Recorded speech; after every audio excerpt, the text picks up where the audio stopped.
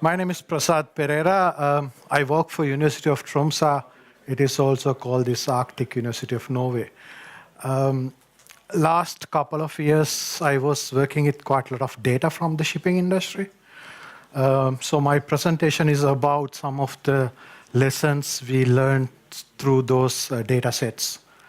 And I will little bit dig into this analytics side because that's what fascinates me. Hopefully, I think that will interest you also. So the work I'm going to present somewhat biased toward the shipping industry, but the whole point is you can use this concept into other industries also. Currently, we are looking into the oil and gas and aquaculture industry also, where they are collecting quite a lot of data. From the shipping industry, we had quite a lot of data, but at one point, we never had good models or good tools or techniques to analyze this data. So we have to come up with new type of machine learning and AI algorithms, which is running on top of these data sets. But my point is, I'm not going to talk about machine learning and AI algorithms today. The whole objective is to give you the flavor of what we thought about how to analyze these data sets in a geometrical way. I think that might give you some insights into what type of research activities we are doing currently. So this is what a general overview of this industrial digitalization. You collect data from vessels and ship systems by ocean IoT. Then those are come as a large-scale data sets or big data.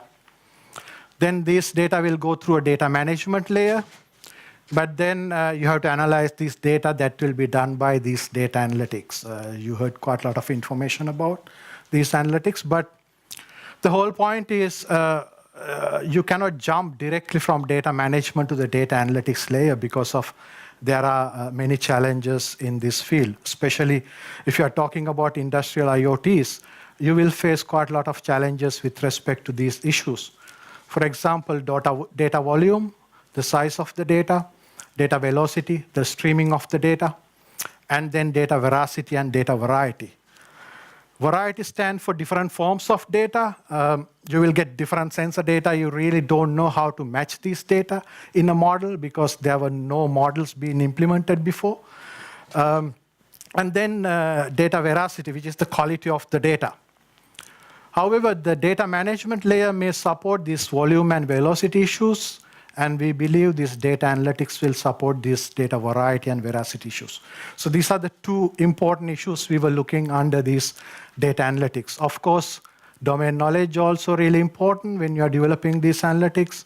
Analytics create information. Information will go towards knowledge. Then it's into industrial intelligence, and that will end up in smart decisions. And shipping industry will governed by some of the energy efficiency and emission control rules and regulations, and then we have this new challenge of remote controlled and autonomous vessels. So you have to support the data collected by these vessels under these challenges to create smart decisions. And there are some ideas about how these data quality issues and your decision confidence based on your data will also influence on various type of industrial applications and industrial decisions. And here's something about this quality of the data, how much it will cost into the US economy. So when we had data from various vessels, we were looking into this data in a different way, actually. We were thinking about how can we model this data, actually. We never had good models which will fit various forms of data into a single structure. And this is, you are looking into this engine power data from one vessel. So this is the engine power, and this is the engine speed.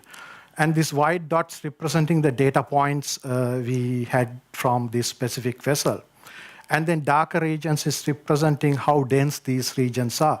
When you see a data point, often you want to know whether it's a single point or is it 100 data points or how much data are there. So when we're looking into this type of a plot, we realize these data are clustered around in this space. You can see there are 3 data clusters. That means high dense data, 3 regions. are there. If you're looking from this side, you will see these type of mountains, the height of the mountain representing the frequency of this data. So there are 3 mountains, there are 3 data clusters. So when you get a data from a vessel like that, then the next step would be how can you model this? What sort of a structure you will think about when you're having that type of data? This was a structure we came across. So what it means is when you have high dimensional data set, it will create its own data clusters, especially these data clusters for the shipping, this specific vessel was based on the engine data.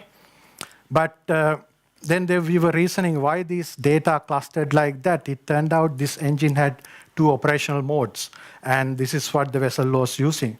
So the model loss, you might have 3 data clusters existing in a really high dimensional space. Of course, this is just an example of that, showing when you have 3 parameters, you can have a clustered data in a 3-dimensional space, and then you will have a mean vectors where you're pointing towards the mean point of each of these clusters. And then each data cluster will have its own structure.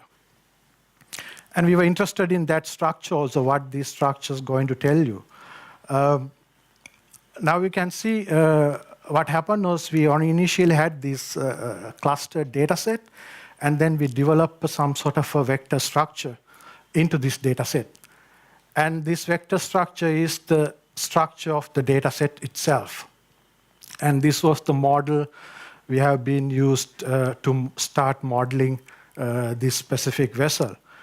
And you can see these data clusters in a different way. It could be you linearizing a system around specific operational points, or and then these vectors in each cluster will have its own name depending on the field you are working on. It could be principal component, it could be eigenvectors, but I call these as singular vectors because in deep down there is a meaning into these vector structures, because these vector structures representing the system behavior which we have derived from these data sets.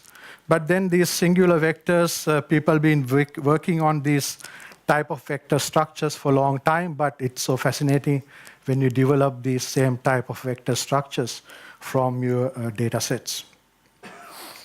Then when you have this clustered data, what this means in a dynamic sense is this vessel is jumping in high dimensional space from one data cluster to another data cluster. So you're having a multiple model effect in your data set, but which you have derived from your structure of the data set. So you can see this one as a piecewise linearization. As I have mentioned, you're linearizing your system in a really high dimensional space with respect to different operational modes. And when you're having a structure like this for your systems, there are quite a lot of information you can extract from these structures, and then there are quite a lot of solutions you can provide for, especially for these data anomaly effects. We were interested in how do you know a system when it's a system abnormal event or a sensor fault.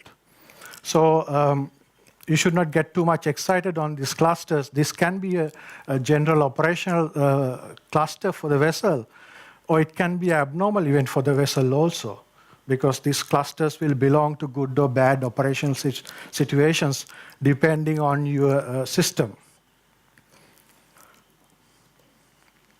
So, so the bottom line is these data sets give you a high dimensional data model. We call it digital model because there is a discreteness in this model. So these clusters having discreteness introducing into the vessel or other ship systems. So the future would be you will have really high dimensional models existing in a really high dimensional space, and you want to go there and extract information out of these type of models. This is a nice example of that. In a high dimensional space, how your data exists could be a really complicated shape, but often we work with the shadow of this data. So when you have 2 or 3 dimensional data sets, you are looking into a shadow of these data sets rather than you really touching these high dimensional shapes. I mean, this is what we want to do. We want to get into these high dimensional shapes and capturing that and reasoning that and relate that one into the system you are working on. I want to say a little bit about these vectors, which I have mentioned as singular values and singular vectors. In general, if you have a two-dimensional data cluster, these singular vectors represented by V1 and V2, what it does is it tells you what is the largest covariance direction in that each cluster, but it gives you a structure into the cluster. But then it also tells you how these two parameters are related. What is the correlation between two parameters? So it was a really good tool to extract your parameter relationship or the sensor reading relationships from a really high-dimensional data set. But then these vectors, singular vectors, you can think as a building blocks of mechanical and electrical system. If you dismantle a mechanical or electrical system, the main component of that system will be represented by these singular vectors. But we are not interested in the mechanical component, but rather we are looking into the behavior of the system. So these singular vectors will tell you the behavior of your system in the most important way. And these singular values capture the importance of each of these vectors. So in general, the top singular vector or the largest singular vector carry the most important information on that data set. You can see this two-dimensional data set. This is the largest covariance direction, and that is the most important information you can extract from that type of a data set. So when you're talking about a really complicated high-dimensional system, that information is really important. And then since you are developing a structure from your data set, you can develop these models into different levels. You start engineering approaches, you start from the component, then you get into the subsystems. You have systems and then systems of systems. You're collecting IoTs, collecting big data. So now we end up with the data. So let's go back, which is the reverse engineering way. You are looking into the model complexity. Are you want to develop a high-level model or middle-level model or low-level model? And then it also related to the dimensionality of your model or the sensor readings you are reading. Do you want to have a really low-level, low-dimensional model with a high-level model? Or you are getting into more high-dimensional area with a low-level model? So number of sensor readings you want to include into these models will decide the level of this complexity of these models. And then these model levels will also related to application, what sort of objective you are having while you are developing these data-driven models from your data sets, and what sort of parameters or sensors you are using to measure various parameters in your system.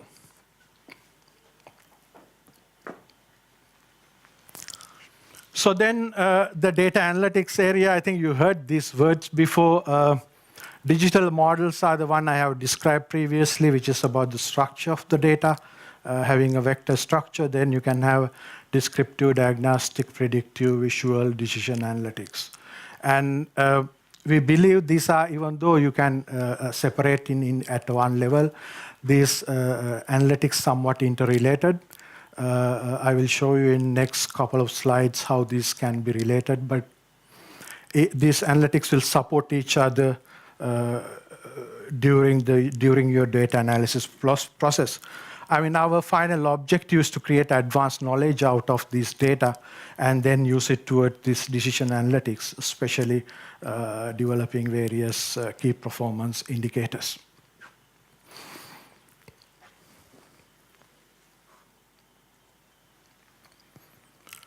So descriptive and diagnostic analytics, this is the framework we have developed is somewhat interrelated, but the center is this type of structure of your data.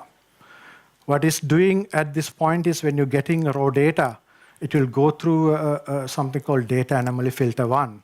This is preliminary level filtering mechanism, which I will describe in future slides. And then it will filter out this data into the data anomaly group 1. Then these digital models or the structure of the data comes. You get a better data set and you develop this digital model. And there is a way you can use the same digital models to filter out the other data anomalies. And you can separate that into a data anomaly filter too. And then these two data anomaly groups are separated into a single group. And you send it through the digital model. This is where you can recover these data anomalies. What we are doing here is use the same data structure to recover some of the anomalies you are facing through your data set.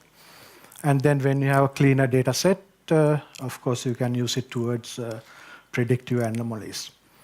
And then another important part about this type of data anomaly detection and recovery procedure is we need somewhat a sensor and DAC fault informations and some system abnormal events. So this must be some sort of information base you have to collect. When you're implementing this type of mechanism in real time on board vessels, if you know quite a lot of information about this, and real time, you can detect what sort of a data anomaly you are facing right now, and you can say whether I can recover this data or whether I cannot recover that data. And then with this information, you can actually go backwards and pinpoint which sensor or which system abnormal event is giving this type of data anomalies. So this is the whole framework we were interested in developing towards the shipping industry. Actually, we have done quite a lot of work on that area. Little bit about data anomaly, this preliminary filter. This is just a simple example of, think about you have some type of a data cluster, and with two parameters, this case power and speed. In general, you know each parameter might have some sort of a parameter range. This case, this is the power range, this is the speed range. If you're looking from these range values, you can capture. Here I am introducing two 4 faulty data points, E1, E2, E3, and E4. And this is the original data cluster. So if I'm looking from this range value, you can detect E1 and E3 from speed and power directions. So these are somewhat the outliers of the general parameter region. But if you see E2 and E4, these are still within this range, but these are not belong to this specific data cluster, but those are also outliers of this data cluster, and you need some other way to detect that. This is where this same singular vectors going to help you. If you develop singular vectors for this specific data cluster, it will be Z1 and Z2. But if you're looking from this Z1 direction towards Z2, you can see all of these outliers in this specific data cluster. So that's what happening under this data anomaly filter too. The whole point is this is just a simple case, but if you have, let's say, 100-dimensional space, you have 100 singular vectors, and you're looking from multiple directions to capture these data anomalies. And it's, in a way, it's doing a pretty good job detecting these anomalies. And it has quite a lot of work also to be done when you're looking into really big scale data sets. And this is just an example when we are implementing that with one of the ship performance data set. This data, the distribution of this data, which is this distribution is here. We were cutting, these red boxes are cutting these outliers of this specific data cluster, and here is the fault alarm, and here you can see 4 parameters. You don't have to know what are these parameters, but you can see when fault alarm went up, there was a sudden drop of your parameter, it captured, and then there was a whole region of fault alarm went up because this parameter had a really unusual high values. So we have quite a lot of examples to present if you are looking into detecting these type of data anomalies from your data set. But the whole point is this was based on the structure of your data. And then the next question would be, can we recover this data? Of course, when you have this type of clusters, you can develop, this case, you can develop a surface which will curve fit pretty much most of your data, and you can project your outliers back to this surface. And the other point is, you are doing it in a really high dimensional space. This is just a simple example. But you can develop really high dimensional surfaces, and you can project these data into these surfaces and recover these data anomalies.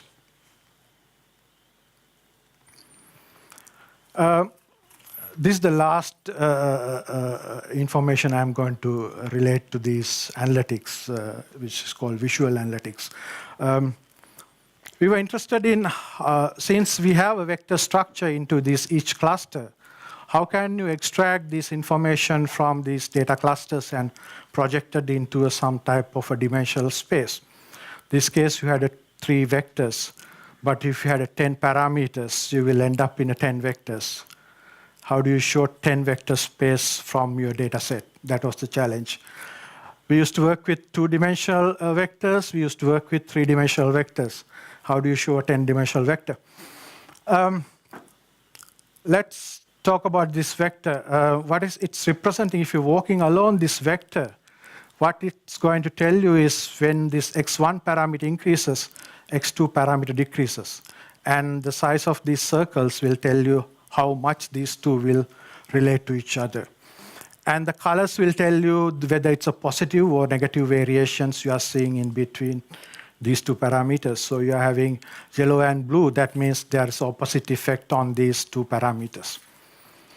So if you're looking into a vector in a 3-dimensional space, you can do the same thing with this type of a color system. And it's telling you quite a lot of information on this vector. So we transform this type of 3-dimensional vectors into circles based on in a different format. Why we were doing that is when we want to represent, let's say, 10 sensor readings from your data set, how can you represent this high-dimensional parameter relationship with respect to your relative correlation? So now on, I'm going to represent a vector by a circle, but then I will have these color circles telling you how these 3 parameters are related to each other.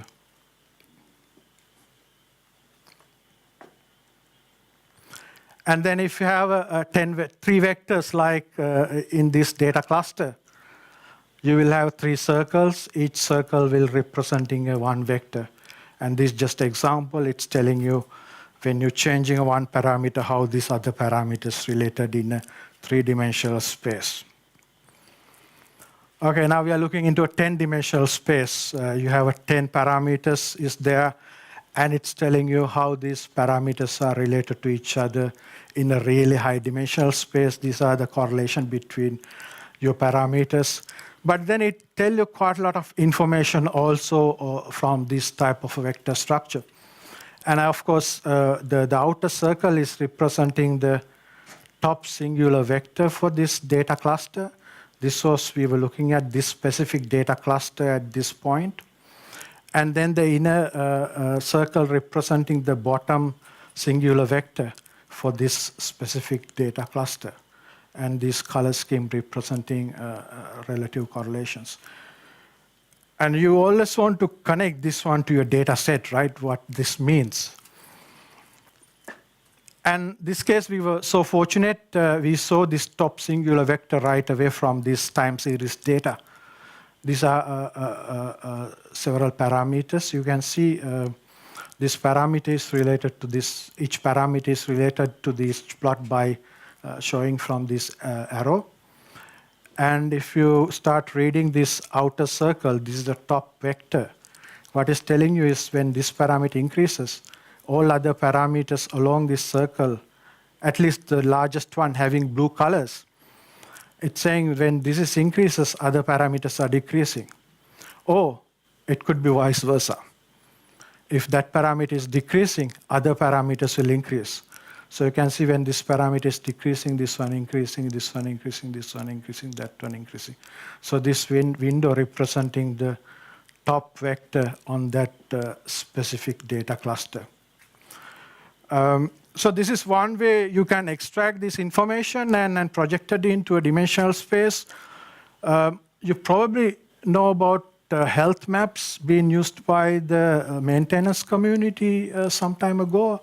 I mean, it was one of those applications. I think we are heading towards that type of health maps. You are looking into different systems and collecting their parameters and try to see how these parameters are related to the health condition of your system.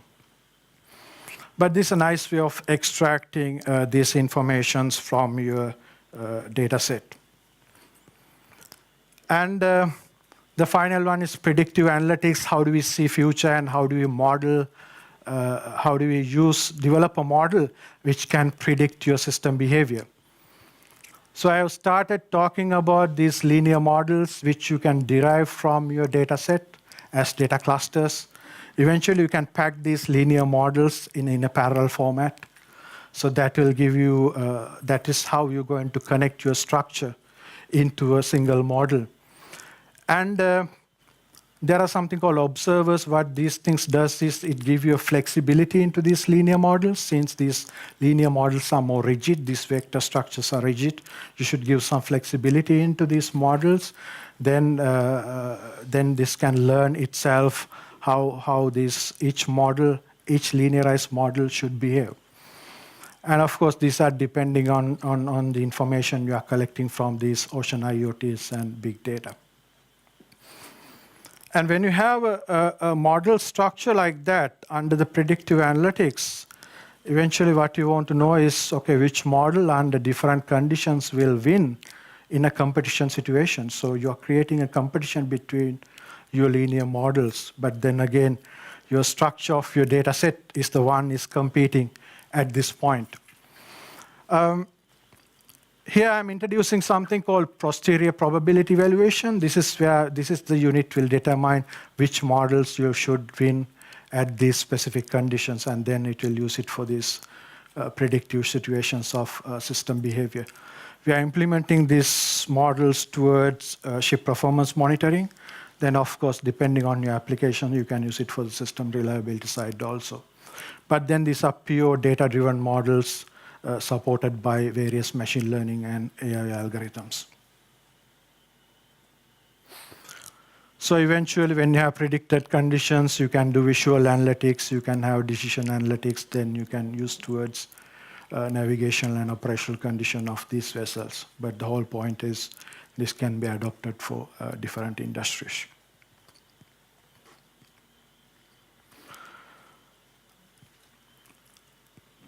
For the future, when you have these decision analytics, when you're looking into this type of a clustered data sets, we are working with different industries. So depending on the industry, the model or the structure you are seeing for various data clusters or various data sets can vary. Shipping industry, we saw system jumping from one cluster to another. In oil and gas industry, we saw clustered interconnected each other. These are interacting only between some of these data clusters.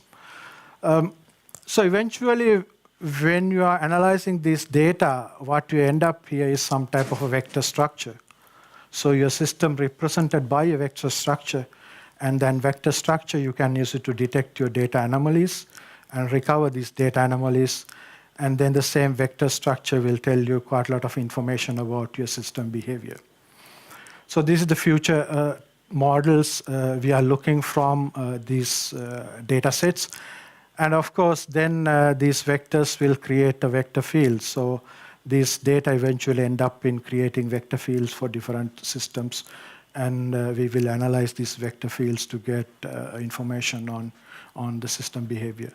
So that is what we are looking towards the future. And then when you have different vectors, you always can create surfaces between these vectors. These surfaces will have different behavior of your system, and these surfaces will represent different operational situation of your vector. And that can be used for various applications. For the shipping industry, energy efficiency is a really important thing. The other one is this condition monitoring and condition-based maintenance.